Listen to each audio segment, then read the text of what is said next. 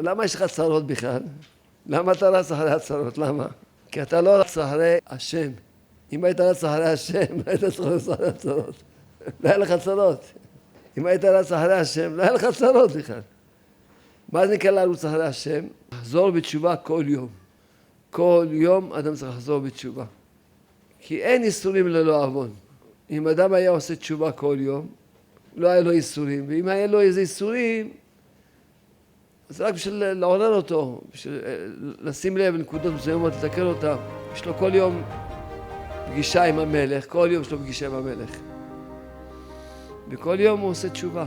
שאדם צריך לדעת שאם אדם יעשה תשובה כל יום, אפילו שהוא עוד לא עשה תשובה שלמה, אבל שכיוון שהוא עושה כל יום תשובה, הוא גם נקרא בעל תשובה, וגם הוא חשוב בשמיים שהוא עשה תשובה מאהבה, שזו דרגה הכי גבוהה בעולם.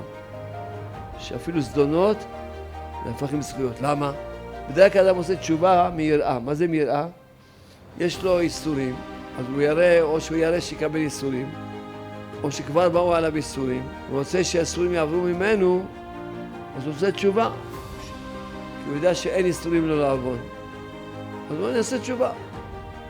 זה תשובה לא מאהבה, תשובה מיראה. אבל כשאדם עושה תשובה כל יום, גם שיש לו חיים הכי יפים בעולם, גם הימים הכי יפים שלו, גם הימים הכי מתוקים שלו, אבל יש לו את השעה של תשובה. יפה שעה אחת של תשובה בעולם הזה, כל חיי העולם הבא. ההתמודדות יותר גדול מכל חיי העולם הבא. יש קונה עולמו בשעה אחת.